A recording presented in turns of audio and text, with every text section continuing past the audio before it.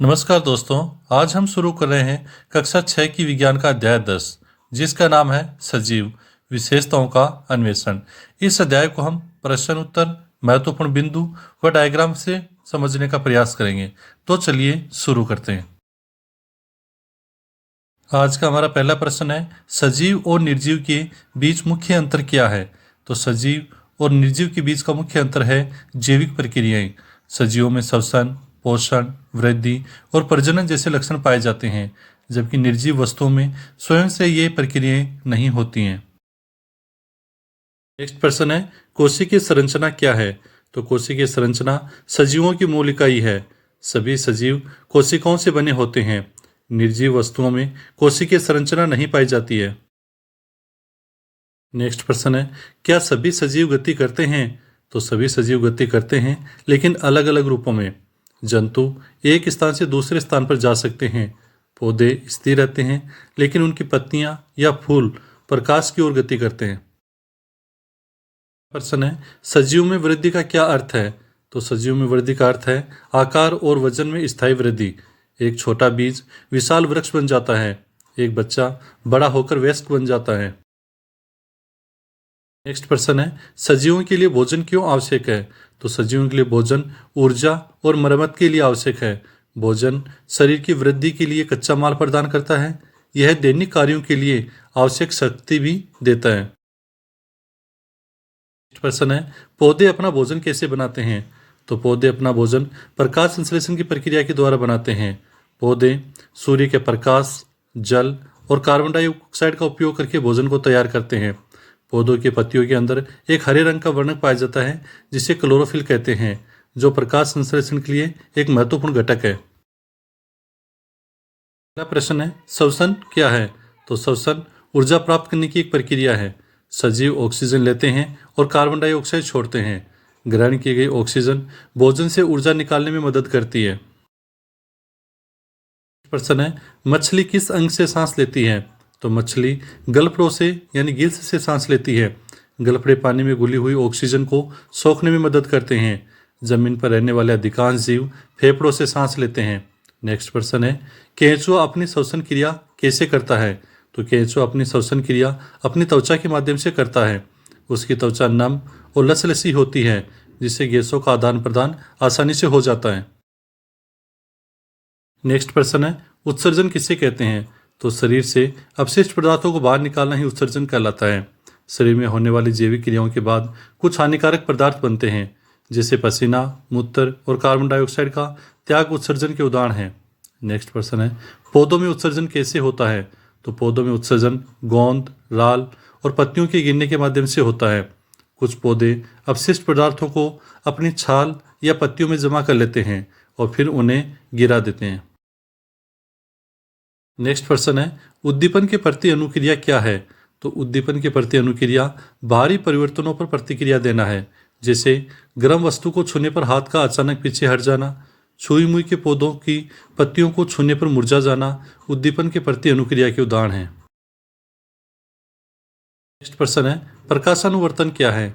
तो प्रकाशानुवर्तन प्रकाश की दिशा में पौधे की वृद्धि है। यदि किसी पौधे को खिड़की के पास रखा जाए तो वह रोशनी की ओर झुक जाता है। यह पौधों की उद्दीपन के प्रति प्रतिक्रिया है। अगला प्रश्न है, अनुकूलन एडेप्टेशन क्या है।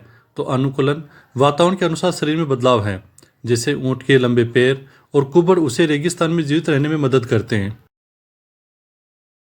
नेक्स्ट प्रश्न है, प्रजनन यानी रिप्रोडक्शन क्यों आवश्यक है। तो प्रजनन अपनी प्रजाति के अस्तित्व को बनाए रखने के लिए आवश्यक है। सजीव अपने समान संतान उत्पन्न करते हैं। कुछ अंडे देते हैं, जैसे पक्षी, तो कुछ शिशु को जन्म देते हैं, जैसे मानव, गाय, भैंस इत्यादि। नेक्स्ट प्रश्न है, जीवन चक्र यानी लाइफ साइकिल क्या है। तो जन्म से मृत्यु तक की अवस्थाएं जीवन चक्र के भाग हैं। प्रत्येक सजीव एक निश्चित क्रम से गुजरता है, जैसे बीज, अंकुर, पौधा, वृक्ष।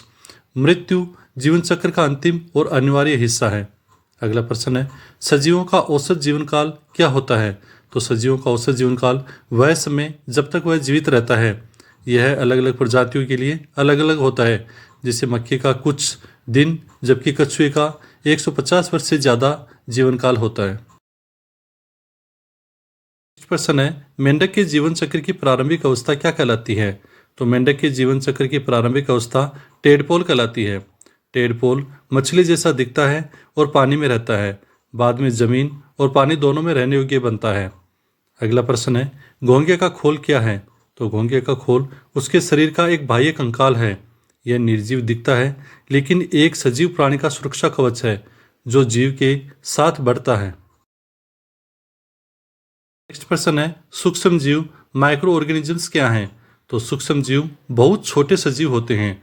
इन्हें केवल सूक्ष्मदर्शी से देखा जा सकता है। ये भी सजीवों के सभी लक्षण प्रदर्शित करते हैं। नेक्स्ट प्रश्न है, सुप्त अवस्था क्या है? तो सुप्त अवस्था सजीव की सक्रियता में अस्थायी ठहराव है।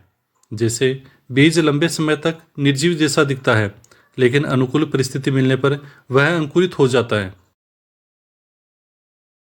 नेक्स्ट प्रश्न है, क्या निर्जीव वस्तुएं भी वृद्धि कर सकती हैं? तो निर्जीव वस्तुएं भी वृद्धि कर सकती हैं बाहरी रूप से, जैसे रेत के टीले का हवा से बड़ा होना, क्रिस्टल का आकार बढ़ना। यह वृद्धि शरीर के अंदर से नहीं होती है। अगला प्रश्न है, क्या निर्जीव वस्तुएं उद्दीपन के प्रति प्रतिक्रिया करती हैं? तो निर्जीव वस्तुएं उद्दीपन के प्रति प्रतिक्रिया नहीं करती हैं। एक पत्थर धूप में गर्म तो होता है, लेकिन वह सजीवों की तरह कोई सक्रिय प्रतिक्रिया नहीं देगा। प्रश्न है, क्या निर्जीव वस्तुएं प्रजनन कर सकती हैं? तो निर्जीव वस्तुएं प्रजनन नहीं करती हैं। एक मेज से दूसरी मेज अपने आप उत्पन्न नहीं हो सकती। प्रजनन केवल सजीवों का लक्षण है। अगला प्रश्न है, क्या रोबोट सजीव हैं? तो रोबोट सजीव नहीं है। हालांकि रोबोट गति कर सकता है और कार्य कर सकता है, लेकिन वह श्वसन, प्रजनन और स्वयं की वृद्धि नहीं कर सकता, इसलिए वह एक निर्जीव है। अध्याय की एक कंपेरेटिव टेबल आपको दी गई है। इसमें लक्षण, सजीव, निर्जीव, रोबोट और सूक्ष्म बीज के बारे में बताया गया है। आप इसको ध्यानपूर्वक देख सकते हैं। दोस्तों, ये था कक्षा 6 की विज्ञान का अध्याय 10। आपको कैसा लगा कमेंट में ज़रूर बताएं। वीडियो को लाइक करें और शेयर करें। अगर आप कंपटीशन की तैयारी कर रहे हैं और एनसीईआरटी को समझना चाहते हैं तो चैनल को सब्सक्राइब जरूर करें। धन्यवाद।